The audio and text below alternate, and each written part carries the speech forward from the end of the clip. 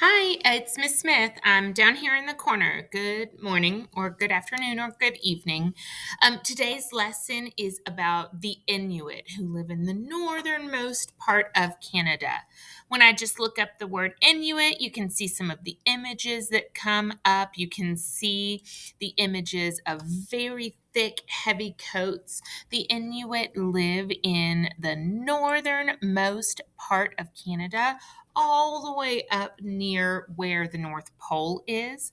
And there's actually a famous Inuit girl who uses her culture traits and then goes on TikTok and she does something called throat singing. Anyway, her name's Sheena Novalinga.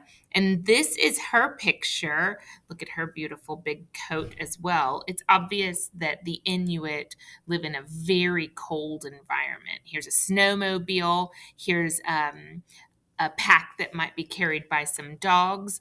Let me read for you quickly. I guess maybe I ought to show you a map first. Okay, ready? Here we go. Map of where the Inuit live. And I'm going to make this map bigger right here by going to World Atlas. And you can see right up here where my cursor is, where that mouse is, that is where the North Pole would be.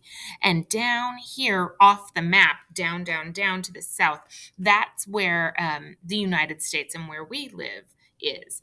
This is called Greenland. This is Alaska, which is a state in the United States. And you can see that the tribes of the Inuit live like all the way up as close to the North Pole as you can see.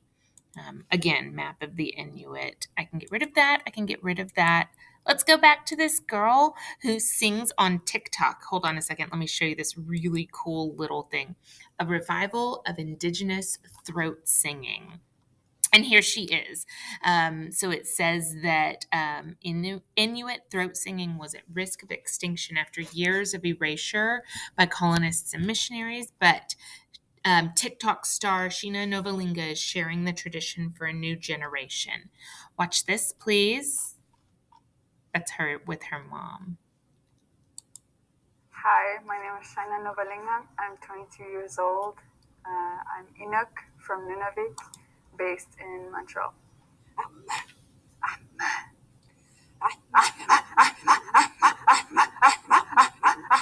Everything started when my mother and I posted throat singing videos on TikTok. Not a lot of people knew about Inuit throat singing. For me, it's so normal, but I realized how unique it is for everyone to hear that, and even just different aspects about our culture, our food, our clothing. And ever since it blew up and got so much recognition, throat singing is between two women facing each other and making sounds from the throat. We're imitating the sound of animals, the sound of nature, and we really connect with our spirit, with our ancestors. We only have positive thoughts. It's important to embrace who you are, your identity, and not be ashamed of your culture. So it's important to spread awareness, to normalize, to accept, and to appreciate all of our differences.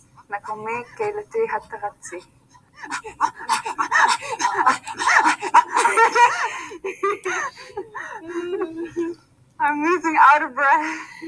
Okay, so you can see that this young lady who lives up in Canada, she is sharing how she does throat singing as part of her Inuit culture. She's sharing that with people, but she's doing it via TikTok. Let's look really quickly at Ducksters, which is information for kids. Here's where it says Native Americans, the Inuit peoples. If you wanted to read this article that Miss Smith is going to go through, you have to type in to Google, you have to type in ducksters.com, and then in the search bar up at the top, you have to type in Inuit, Inuit. But I'm going to read for these what kinds of homes did they live in. The Inuit word for home is igloo. Now, Miss Smith would have thought that that was like round and made of ice, but that's not true. They made warm homes out of snow and ice during the winter, but during the summer, they would make homes from animal skins stretched over driftwood or whale bones. Of course, like we saw in those images, Inuit need thick, warm clothing to survive the cold weather. And animal skins is how they would make their thick, warm clothing. They would hunt whales because whales lived in the frigid Arctic waters. And then down here, interesting facts about the Inuit. A member of the Inuit people is called an Inuk. The soft worn boots are called mukluks or kamik. Um, in order to mark areas and keep from getting lost, paths were marked by a pile of stone called an inuksuk. I'll show you an image of an inuksuk in a moment. Now, in order to do this next part of the video, for me, for Miss Smith, I have my geo journal. You might have just a piece of paper, but I'm about to show you a 5-minute video on Brain Pop that's about the Inuit. What I want from you is, hopefully you can read this, 5 facts about the Inuit from Brain Pop. So as soon as Miss Smith opens this up and I press play, it's 5 minutes and 6 seconds long. What I want is for you to be writing in your journal as the video plays. I want you to write 5 different things that you learn from the video. This piece of paper where you write about what you see in the video, this is how Miss Smith's going to get a grade for you today. So, as the video is playing, you've got your pen or your pencil, and you've got your journal to write in, or just a piece of paper, that's fine. And we're going to write down 5 things that we learned. Feel free to pause the video so that you can get yourself settled and then press play when you are all ready. Get rid of this. Press play here. Captions on. Okay. Hey, doing some ice fishing? You don't have to be sarcastic. I was just making conversation. Dear Tim and Moby, who are the Inuit? From Sam. The Inuit are a diverse group of people who live in the Arctic, the extremely cold region around the North Pole. Well, some Alaskan Inuit call themselves Eskimos, but in other areas, that's kind of an insulting term. The Inuit are actually made up of independent communities stretching over 3 different countries: Canada, Greenland, and the United States. Most of this land lies north of the Arctic tree line, an area so cold and dry, trees are unable to grow there. Yeah, it's one of the harshest environments humans have ever lived in. But the Inuit have thrived there for thousands of years. Their ancestors first settled in Alaska and slowly spread out from there. Like other native cultures, the Inuit have lived in close harmony with their environment. Because farming was impossible, early Inuit followed a nomadic lifestyle. That means they moved with the seasons, following the animals they depended on for food. Seals were the most common prey, but early Inuit also relied on fish, whales, walruses, caribou, and even polar bears for nourishment. All of that high-calorie, fatty food was essential for staying warm. And the blubber from the bears and sea mammals made great fuel for lamps and stoves. The animals' skins were used to make clothing, blankets, and tents. Yeah, that's kind of a misconception. Traditionally, the Inuit only lived in igloos during the winter months, and they were usually made of earth. Snow igloos were for temporary shelter on hunting trips. Transportation changed with the seasons for early Inuit too. In the winter, they used dog sleds. That made traveling over ice and snow easy, and the dogs could always find their way home, even in a blizzard. In the summer months, the Inuit traveled by kayak or umiak, 2 types of skin-covered boats. But the Inuits' most important survival tool was their sense of community. Families have always been close, with many generations living together or nearby. While fathers hunted and mothers prepared clothing and food, elders took care of the young, teaching them important skills. Hunters teamed up to keep each other safe on their long journeys. And they shared their food with everyone in the community, not just their own families. Well, for a long time, Europeans didn't have any use for the Arctic. But starting in the 19th century, whaling became a big business, and the Inuit were some of the best whale hunters in the world. So they took jobs on whaling boats as harpooners and navigators.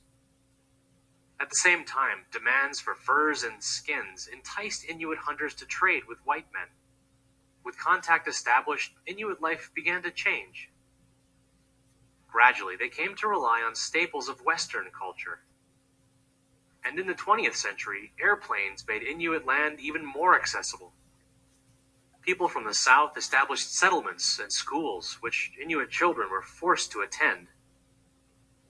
The Inuit began living in modern homes, holding down jobs to pay for their new lifestyles. With each passing year, they lost more of their culture. Well, it's not like most Inuit wanted to go back to living as they used to, but their identity was slipping away. So, in the late 1970s, the Inuit Circumpolar Council was established to protect Inuit land and culture through government action. Since then, there's been a revival of Inuit cultural pride across the Arctic. More children are learning Inuktitut, the Inuit language, and finding out more about their history and customs. And Inuit family life is still strong, with elders passing on their knowledge to the next generation before it's lost. In 1999, Canada's Inuit won a major victory. They were given their own territory. Called Nunavut, it means our land in Inuktitut.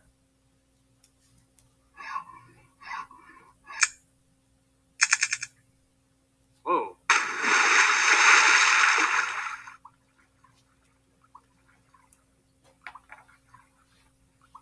Jeez, we'd better get out of this cold water fast. Hey, would you quit calling me Einstein?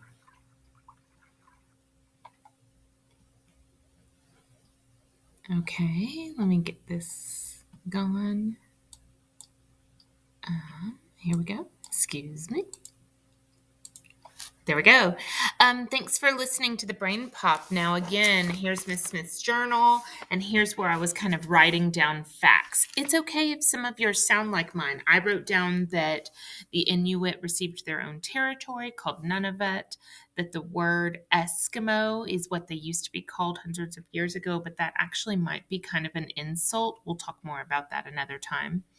The Inuit had a nomadic lifestyle, meaning that they followed the animals that they hunted, such as seals, polar bear, caribou, whales. Those were all their animals that they hunted. And a dog sled was a really great way to get around because dogs can find their way through blizzards. And then this was a misconception I didn't understand. I thought igloos were made of ice, but that's not true. The ones made of ice and snow were just temporary shelter when the men would go off on a hunting trip. The actual igloos that the original Inuit lived in were made of earth, which was very interesting to me. So, again, here's the writing that I did where I had written down some things that I learned in the Brain Pop video. Now, here's the last part of today's assignment. Now that you've done all of the learning about the Inuit, the last thing is you'll have to have two things pulled up. One is this website called Inuit Article. It's on the First People of Canada's website, and it looks just like this. This is a lot of information about the Inuit people. See this website right here. And then in Google Classroom, it says questions from the text, and it is some fill in the blank. Remember, Miss Smith said that you would see one of those piles of rock. That's very interesting because that's the clip art that shows up on this questions from the text fill in the blank. And the way that we go through the questions from the text, again, this is in your Google Classroom, is we read number one, all the Inuit languages came from one language family, the blank language family. Okay, so where is it talking about languages? Oh, here it is. The language of the Inuit can be divided into many different languages and dialects. However, they all come from one main language, the Inuit Aleut, known as the Eskimo-Aleut language family. Okay, so let me pull this information right here, and I'm going to press Control C for copy, and then, wait, let's see, the language family known as the dun dun dun. Oh, I better pull this one instead. Eskimo language family. And I press Control Copy, head back over here, and I press Control V, and I've got the right answer. It's okay if you leave it like that, or you can highlight it and you can change it to the same font as Mrs. Smith has it in, which is Bookman Old Style. Oops, size 12. Um, but if you wanted to leave it like that, you're allowed to.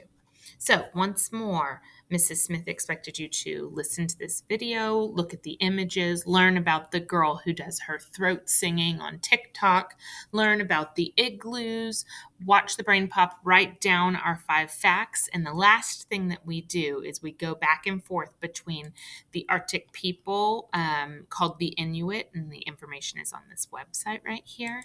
We're going to fill in the blank with the questions from the text, and we're going to turn that in digitally in Google Classroom. Please let your teacher know if you have any questions or you need help, and I hope that your day is wonderful. Bye.